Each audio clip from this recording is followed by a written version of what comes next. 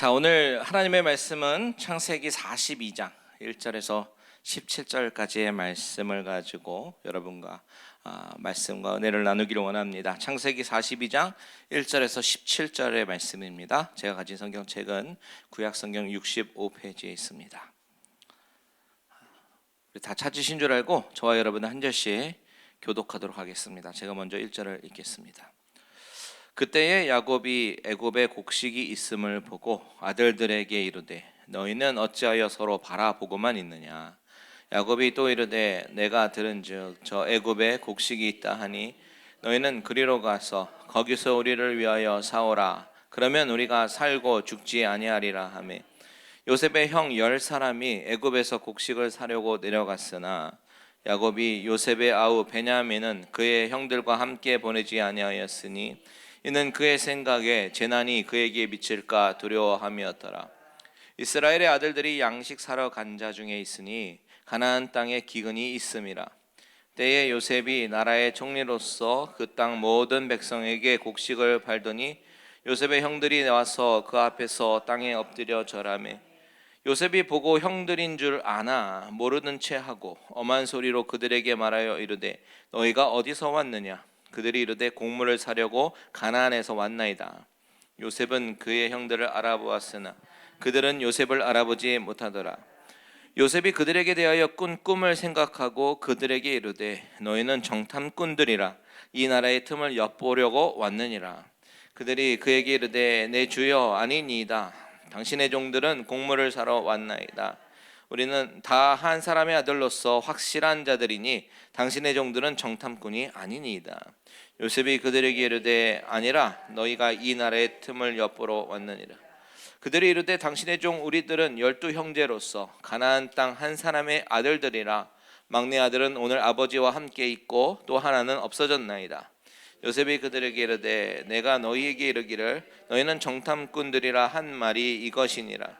너희는 이같이 하여 너희 진실함을 증명할 것이라. 바로의 생명으로 맹세하노니 너희 막내 아우가 여기 오지 아니하면 너희가 여기서 나가지 못하리라. 너희 중 하나를 보내어 너희 아우를 데려오게 하고 너희는 갇혀 있으라. 내가 너희의 말을 시험하여 너희 중에 진실이 있는지 보리라. 바로의 생명으로 맹세하노니 그리하지 아니하면 너희는 과연 정탐꾼이니라 하고 같이요 그들을 다 함께 3일을 가두었더라. 아멘. 자, 오늘 우리는 이제 42장에서 야곱의 아들들 나머지 10명의 형들과 요셉이 만나는 그런 장면을 보고 있는데요. 우리가 때로는 성경을 너무나도 디테일하게 보면서 자세하게 보면서 큰 그림을 놓칠 때가 있습니다. 너무나도 자세히 쪼개어 보기 때문에 큰 그림을 놓칠 때가 종종 있죠. 마찬가지로 우리가 지금 요셉의 이야기를 보고 있지만 사실 이것은 요셉의 역전 인생 스토리가 아니다라고 말씀드렸죠. 누구의 이야기입니까? 바로 야곱의 이야기다. 야곱의 집안을 향한 하나님의 계획에 관한 이야기라고 종종 말씀드렸습니다. 우리가 이것을 놓치지 않고 봐야 됩니다. 그렇다면 오늘 본문에서 야곱을 주인공으로 본다면 어떤 이야기가 펼쳐지는 것일까? 먼저 오늘 본문 앞에 있는 41장이 어떻게 끝났는지 41장 56절과 57절을 한번 보겠습니다. 같이 한번 읽어볼까요? 시작. 온 지면에 기근이 있음에 요셉이 모든 창고를 열고 애굽 백성에게 팔세. 애굽 땅에 기근이 심하며 각국 백성도 양식을 사려고 애굽으로 들어와 요셉에게 이르렀으니 기근이 온 세상에 심함이었더라. 자, 바로가 꿈을 꿨습니다. 꿈을 꾼 것처럼 7년 동안의 풍년이 있었고 이제는 본격적으로 7년간의 흉년이 시작되는 그런 타이밍이죠. 그런데 그 기근이 얼마나 심했던지 애굽 온 땅이 굶주리고 그리고 애굽뿐만이 아니라 그 주변에 있는 나라들 각국의 백성들도 굶주렸다. 그래서 양식을 사려고 애굽에 들어왔다라고 기록합니다. 이것을 야곱의 관점으로 한번 보자고요. 야곱의 관점으로 보면 야곱은요 계속해서 연속되는 어려움 가운데 처하게 되는 거예요.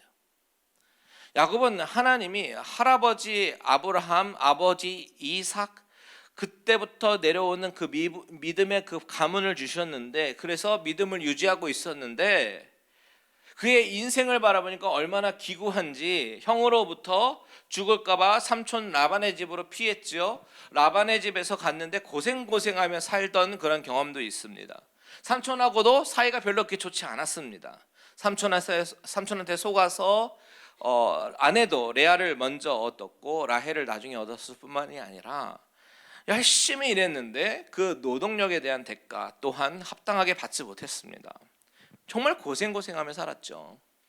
뿐만 아니라 집에 돌아오는 길에 형을 만나면 죽을까봐 조마조마했던 내용이라든지, 아니면 딸 디나가 성폭행을 당하고 아들들은 세겜 사람들을 몰살시키고, 그리고 자신이 가장 사랑하는 아들 요셉은 사라져 없어졌는데 자기 손에 돌아오는 것은 그저 피 묻은 아들의 옷이었기 때문에 야곱의 마음은 정말 무너질 대로 무너져 있는 그런 상태였습니다. 그런 경험을 했습니다. 참으로 기구한 인생이다라고 말을 할 수밖에 없죠. 도대체 하나님 믿는 집안이고 하나님이 언약하신 집안인데 왜 내 인생은 이렇게 꼬여가기만 할까, 이렇게 생각을 했었을 거예요. 내가 어머니하고 작전을 짜서 아버지로부터 축복까지 받았는데, 하나님으로부터 축복까지 받았는데 이것이 정녕 하나님의 축복이란 말인가? 나는 그동안 무엇을 하며 살았고 도대체 무엇을 위해서 이렇게 치열하게 살았을까? 이런 생각 들지 않았겠습니까? 그런데 인생이 필만하면 또 파도가 몰려오는데요, 이번에는 정말 최악의 기근까지 겹치는 거예요. 그 기근은 자신의 인생에서 경험했던 기근 중에서 최악의 기근이었습니다. 그러니 야곱은 얼마나 좌절스럽겠습니까? 좌절스러운 인생, 절망스러워서 아니 이것이 무슨 하나님께서 예비하신 축복이냐고 한숨 쉴 만한 그런 인생의 스토리를 만나게 된 것이죠. 게다가 사랑하는 아들 요셉을 잃어버린 이후에는 나머지 아들들과의 관계도 서먹서먹하고 늘 편치 않았고, 그의 사랑은 이제 집착성인 사랑으로 변해서 내 아들 베냐민 하면서 사랑이 집착으로 변한 잘못된 사랑으로 가고 있었던 그런 시기였다라는 것을 우리는 눈여겨봐야 합니다. 그 가운데 하나님은 야곱의 가정을 어떻게 인도하시는가, 이것이 우리가 오늘 봐야 할 메시지입니다. 자, 오늘 본문 1절과 2절을 같이 한번 읽겠습니다. 시작. 그때에 야곱이 애굽에 곡식이 있음을 보고 아들들에게 이르되 너희는 어찌하여 서로 바라보고만 있느냐? 야곱이 또 이르되 내가 들은즉 저 애굽에 곡식이 있다 하니 너희는 그리로 가서 거기서 우리를 위하여 사오라. 그러면 우리가 살고 죽지 아니하리라 하며. 여러분, 이 두 절 가운데 풍겨지는 분위기 어떻습니까? 뭔가 좀 불편하고 뭔가 좀 평화롭지 않는 그런 분위기입니다. 사실 정상적인 분위기라면 아들들이 먼저 이야기하겠죠. 아버지, 이러다가 우리가 굶어 죽겠습니다. 저희가 애굽을 다녀오겠습니다. 소문 들어보니까 애굽에는 양식이 있다고 하는데 우리가 좀 다녀오겠습니다. 이렇게 이야기했을 것입니다. 그것이 정상적인 가정이죠. 그런데 지금 야곱이 100살이 넘은 이 상태에서 마치 아들들을 나무라는 듯이 너희는 도대체 어떻게 서로 바라만 보고만 있느냐라고 말을 한단 말이에요. 지금 이 집안의 분위기를 보면 아들들이 계속해서 아버지의 눈치를 보면서 긴장하는 분위기, 아버지의 심기를 불편하게 하지 않으려고 뭔가 쉽사리 아버지께 먼저 이야기를 꺼낼 수 없는 그런 분위기 있지 않습니까? 그런데 그런 아들들을 바라보면서 아버지는 못마땅해 하면서 100살이 넘은 아버지가 자녀들을 나무라면서 너네들은 도대체 뭘 하는 거니? 이렇게 나무라는 분위기라는 것이죠. 너무나도 이 집안의 분위기가 전혀 화목해 보이지 않는 그런 모습을 보여주고 있습니다. 그렇다면 여러분, 이 긴장감이 어떻게 해서 왜 생겨난 것일까요?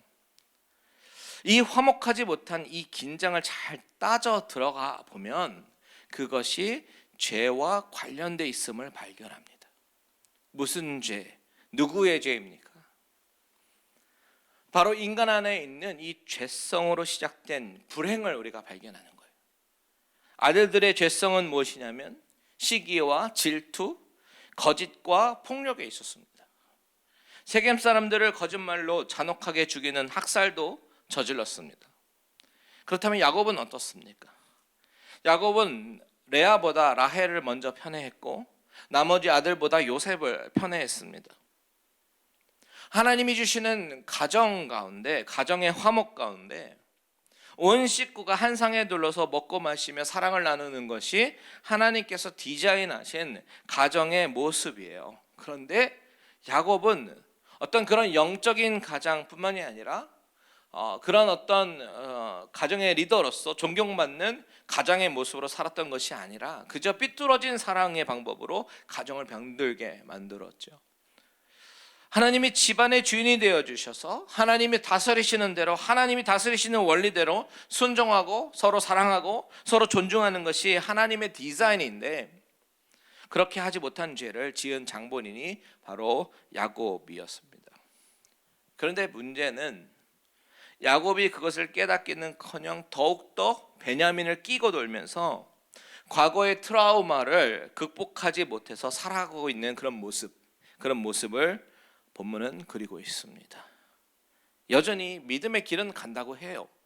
믿음의 가정입니다. 하지만 야곱은 베냐민에 대한 그 편애를 해결하지 못하고 또 다른 아들들도 아버지로부터 사랑받고 싶거든요. 그런데 아버지가 베냐민만 끼고 도는 상황에서 베냐민까지도 미워질 수밖에 없는 그런 악순환이 계속해서 되어져 가고 있는 것입니다. 3절과 4절 보세요. 이렇게 말하죠. 같이 있습니다. 시작. 요셉의 형 10사람이 애굽에서 곡식을 사려고 내려갔으나 야곱이 요셉의 아우 베냐민은 그의 형들과 함께 보내지 아니하였으니 이는 그의 생각에 재난이 그에게 미칠까 두려워함이었더라. 자, 야곱은 잘못된 사랑이 집착을 만들었어요. 그리고 그 집착은 그 가정을 화목하게 만들지 못하고 오히려 더 긴장 가운데 몰고 가고 있다라는 사실입니다. 그런데 그런 가정 가운데 아들들의 죄악, 그리고 아버지의 죄악으로 인해서 불행해 보이는 이 가정 가운데 하나님은요, 신실하게 자신의 약속을 지켜나가시기 위해서 장치를 하나 하셨는데, 그 장치가 무엇이냐면 바로 오늘 본문에 나오는 이 기근이라는 장치입니다. 하나님이 이 기근을 주신 이유는 다시 이 가정을 하나로 묶어 나가시기 위한 장치로 기근을 허락하셨다라는 거예요. 그것도 너무나도 혹독한 기근 말이죠. 이 사실을 묵상하면서 우리 삶에 경험되는 그런 기근이 하나님께서 회복의 자리로 이끄시기 위한 도구일 수 있음을 바라보게 됩니다. 우리는 하나님 왜 이런 기근을 내 삶에 허락하십니까? 라고 하소연해보지만 하나님은 그 기근을 통해서 그 가정이 다시 회복이 되고 reunited 되면서 하나님이 원래 계획하신 축복의 가정으로 사용하시기 위해서 만들어 가시는 과정이다라는 것을 깨닫게 하시는 거죠. 제가 목회하면서 참 마음 아픈 것 중에 하나가 가정이 편치 않고 가정에 아픔이 있고 가정으로 인해서 눈물을 흘리는 성도님들이 참 많이 있다라는 거예요. 그것이 자녀로 인한 것이든 배우자로 인한 것이든 너무나도 많은 가정들이 하나님 앞에서 눈물을 흘리고 있다는 것을 정말 많이 알게 됩니다. 그런데 오늘 이 본문의 말씀을 묵상하면서 위로가 되는 것은 하나님이 허락하신 기근은, 너무나도 혹독한 기근은 가정의 아픔과 상처를 봉합하시고 치유하시고 다시 하나로 묶으시는데 사용하시는 도구라는 사실이 큰 위로가 되는 거예요. 여러분, 저와 여러분의 삶 가운데 경험되는 기근이 하나님의 저주가 아니라 축복의 통로로 사용됨을 믿으시기 바랍니다. 그 가운데 하나님이 나를 단련시키시고 나를 낮추시고 하나님의 뜻을 온전히 구별하도록 이끄시는 거예요. 그 사실을 믿고 내 눈앞에 보여지는, 내 눈앞에 펼쳐지는 광경들만 바라보면서 마음 아파서 울지 말고 더 큰 그림으로 하나님의 뜻과 계획을 신뢰하면서 하나님이 그리시는 큰 그림이 무엇인지 알아나가는 저와 여러분들 되시기를 주님의 이름으로 축원드립니다. 자, 이렇게 아들들이 아버지의 말씀에 순종하면서 이제 애굽으로 가는데 어떤 일이 벌어지냐면요, 6절, 7절, 8절 같이 한번 읽겠습니다. 시작. 때에 요셉이 나라의 총리로서 그 땅의 모든 백성에게 곡식을 팔더니 요셉의 형들이 와서 그 앞에서 땅에 엎드려 절하매 요셉이 보고 형들인 줄을 아나 모르는 채 하고 엄한 소리로 그들에게 말하여 이르되 너희가 어디서 왔느냐? 그들이 이르되 곡물을 사려고 가나안에서 왔나이다. 요셉은 그의 형들을 알아보았으나 그들은 요셉을 알아보지 못하더라. 자, 이 장면 어디서 많이 본 장면이잖아요. 바로에게 하나님께서 주셨던 꿈, 하나님이 그 꿈대로 이끄시는데 그것은 결국 하나님이 요셉에게 주셨던 그 꿈대로 역사가 진행되어 가고 있음을 본문은 나타내고 있는 것입니다. 6절에 보시면 요셉의 형들이 와서 그 땅에 엎드려 절하매. 무슨 장면입니까? 꿈속의 장면입니다. 형들의 볕단이 서서 요셉의 볕단에게 절하는 그 장면이 현실로 이루어지고 있는 것이죠. 하나님이 그 꿈대로 역사하셔서 그 가족들을 다시 만나게 하시는 장면이다라는 것입니다. 그런데 이때 요셉의 행동을 한번 보십시오. 요셉은 형들을 알아보았습니다. 그런데 형들은 요셉을 알아보지 못합니다.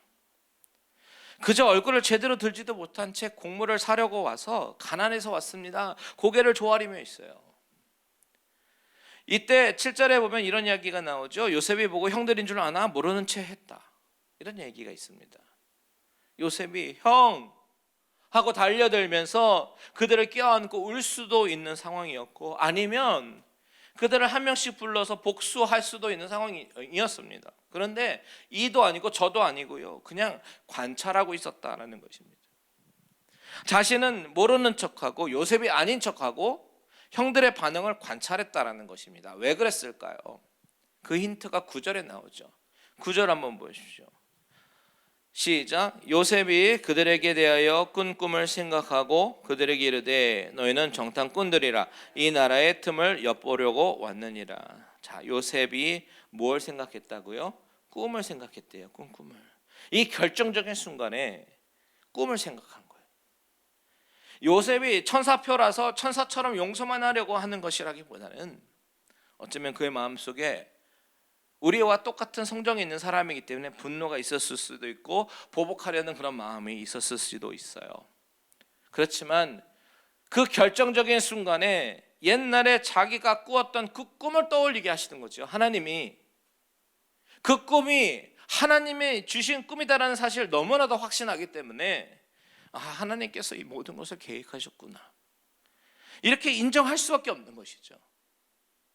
내가 오늘 여기까지 온 근본적인 원인이 어디에 있을까? 이 모든 것이 하나님의 계획과 섭리 안에 있다면 그렇다면 하나님이 나를 먼저 이 애굽에 보내신 이유는 그럼 이 순간이겠구나. 바로 우리 가족들을 살리는 것에 있겠구나. 그렇다면 나는 이들 중에 단 한 명도 죽게 하면 안 되겠지. 그것은 하나님의 뜻이 아니니까. 이런 생각을 했을 거 아니겠습니까? 요셉이 형들을 보았을 때 왜 과거의 아픔과 과거의 상처가 떠오르지 않았겠습니까? 왜 어떻게 용서할 수 없는 그런 분노가 없었겠습니까? 사람인데요. 그런데 결정적인 순간 그의 중심을 꽉 잡게 해준 것은 바로 하나님의 말씀, 하나님의 뜻을 기억해내는 것입니다. 그래서 자신의 신분을 드러내고 그들을 보복하려 했다든지 아니면 반대로 인간적으로 억지로 화해하려고 했던 그런 모습보다는 어떻게 하면 나머지 식구들을 이곳에 데리고 와서 이 흉년 속에서 살게 할 수 있을까? 이것을 아마 머릿속으로 생각했을 거예요. 왜 이렇게 추측을 하냐면 만일 이들이 원하는 대로 곡물을 그냥 줘서 보냈다면 그걸로 끝일 수가 있거든요. 그냥 떠납니다. 다시 안 돌아올 수도 있습니다. 그리고 그런데 요셉은 알잖아요. 앞으로 흉년이 그냥 이게 일시적인 것이 아니라 수년 동안 계속된다는 것을 요셉은 알잖아요. 그러니까 앞으로 흉년이 계속될 텐데 이 가족들은 애굽으로 와야만 이 엄청난 흉년으로부터 살아남을 수 있을 텐데 이것을 알고 있었습니다. 만약에 형님 제가 요셉입니다. 바로 드러냈다가 형들이 깜짝 놀라서 도망치기라도 했다면 아니면 그 음식물을 들고 갔다가 곡물이 다시 떨어졌을 때 내가 애굽으로 다시 오느니 가나안에서 그냥 죽는 게 낫겠다라고 생각하면서 아버지에게 요셉의 존재를 말하지도 않고 그냥 갔더라면 더 꼬일 수도 있지 않습니까? 요셉은 그 순간에 내가 어떻게 복수를 할 것인가, 이것이 아니라 이 꿈대로 이루시는 하나님의 뜻이 어디에 있을까, 이것을 생각했던 것입니다. 그렇다면 나는 그것에 어떻게 순종하며 나아가는 것이 옳을까, 이것을 고민했던 것이죠. 그래서 그 계획의 일환으로 형들을 신문하는 거예요. 9절 하반절에 보니까 너희들은 정탐꾼들이라 이 나라의 틈을 엿보러 왔느니라. 계속해서 몰아붙입니다. 형들이 아니라고, 우리는 정탐꾼이 아니라고 이야기를 해도 12절에 봐도 아니라 너희가 이 나라의 틈을 엿보러 왔느니라, 이렇게 막 몰아붙이는 것이죠. 그러니까 어떤 일이 일어나냐면 이 형들의 입에서 아주 중요한 대답이 나옵니다. 13절 다 같이 읽겠습니다. 시작. 그들이 이르되 당신의 종 우리들은 12 형제로서 가나안 땅 한 사람의 아들들이라. 막내 아들은 오늘 아버지와 함께 있고 또 하나는 없어졌나이다. 자신들이 정탐꾼이 아니다라는 것을 증명하기 위해서 말하려고 말하다 보니까 모든 일을 다 사실대로 말할 수밖에 없는 그런 상황이 생겼던 것이죠. 원래는 12 형제였는데 그 중에 하나는 없어지고 하나는 아버지와 함께 가나안 땅에 있다라고 이야기합니다. 물론 형들은 마지못해 대답한 말이겠지만 이 말이 요셉에게는 너무나도 중요한 말이었어요. 듣고 싶은 말이었어요. 아버지는 어떠실까? 베냐민은 어떨까? 궁금했는데 그 근황이 형들의 입으로부터 나오는 것이죠. 그리고 그 사실을 듣게 되는 순간 결심합니다. 그래, 우리 가족들을 구원할 방도를 한번 찾아보자. 그러면서 증명해보라 라는 것이죠. 그 말이 사실임을 증명해보라 라는 것이죠. 15절에서 17절 시작. 너희는 이같이 하여 너희 진실함을 증명할 것이라. 바로의 생명으로 맹세하노니 너희 막내 아우가 여기 오지 아니하면 너희가 여기서 나가지 못하리라. 너희 중 하나를 보내어 너희 아우를 데려오게 하고 너희는 갇히어 있으라. 내가 너희의 말을 시험하여 너희 중에 진실이 있는지 보리라. 바로의 생명으로 맹세하노니 그리하지 아니하면 너희는 과연 정탐꾼이니라 하고 그들을 다 함께 3일을 가두었더라. 자, 이 말이요, 마치 요셉이 억지를 부리는 것 같고 심술을 부리는 것 같지만 실상은 그 반대입니다. 형들을 3일 동안 가두었다라고 이야기하고 있는데 자신은 3년 동안 옥에 있었어요. 그리고 그 옥에 있는 기간 가운데 아주 철저한 인내의 시간을 보내면서 하나님이 그 감옥의 시간들을 통해서 하나님께서 일하시는 그 퍼펙트 타이밍, 하나님이 일하시는 그때를 잠잠히 기다렸었던 바로 그런 요셉이었습니다. 그렇기 때문에 형들을 감옥에 가둘 때 가장 마음 아프고 힘들었던 사람은 바로 요셉이었을 거예요. 형들이 감옥 안에서 괴로워하는 것보다 더 훨씬 많은 괴로움을 겪어야 했던 사람이 요셉이다라는 것이죠. 형들은 감옥에서 갇힌 3일 동안 많은 일들을 생각했을 거예요. 그러면서 특별히 자신들이 과거에 요셉을 팔아버린 것에 대해서 큰 죄책감을 느꼈고 그 일로 인해서 지금 우리가 이렇게 벌을 받고 있는 것이다 라고 생각했습니다. 21절 보면 나오잖아요. 21절 같이 읽어볼까요? 시작. 그들이 서로 말하되 우리가 아우의 일로 말미암아 범죄하였도다. 그가 우리에게 애걸할 때에 그의 마음의 괴로움을 보고도 듣지 아니하였으므로 이 괴로움이 우리에게 임하도다. 이 감옥이라는 이 시간이 형들도 꼼짝달싹하지 못하면서 그들이 죄를 뉘우치는 그런 시간이었지만 동시에 요셉에게도 있어도 지난 일들을 생각하면서 정말 마음 아파하는 시간이었다라는 것입니다. 요셉은 형들을 가두면서 진짜 그들을 가두고 벌 주기 위해서 가두는 것이 아니라 형들의 반응을 보고 싶었던 거죠. 반응을 보면서 형들이 과연 지난 일들을 후회하고 뉘우치고 있을까? 보고 싶은 가족들을 만났지만 그 마음속에 있었던 상처를 털어버리고 싶었는데 형들은 어떤 마음일까 하는 그런 마음이었던 것이죠. 아마도 지난 날들이 쭉 생각나면서 수많은 생각들을 했을 거예요. 그러면서 3일 동안 형들을 가두면서 많은 생각했습니다. 하나님의 뜻은 과연 무엇일까? 하나님은 나를 왜 애국으로 보내시고 그 꿈을 이루게 하셨을까? 그렇다면 내 마음에 있는 이 쓴뿌리는 어떻게 해결해야 할까? 많은 생각했을 거예요. 여러분, 이 모습은 사실 우리의 모습일지도 모릅니다. 용서하며 살아가야 하는 것이 맞다고 생각을 하지만 그래도 여전히 한쪽 마음 구석에 있는 마음은 용서하지 못하고 미움으로 가득 차 있고, 자라오면서 생겨난 상처가 아직 완벽하게 아물지 않아서 나를 이렇게 괴롭히고 있는 모습, 이 모습을 마주하고 서 있어야 할 때가 있을지도 모릅니다. 하지만 우리가 기억해야 될 것이 무엇이에요? 하나님이 왜 그렇게 하셨을까?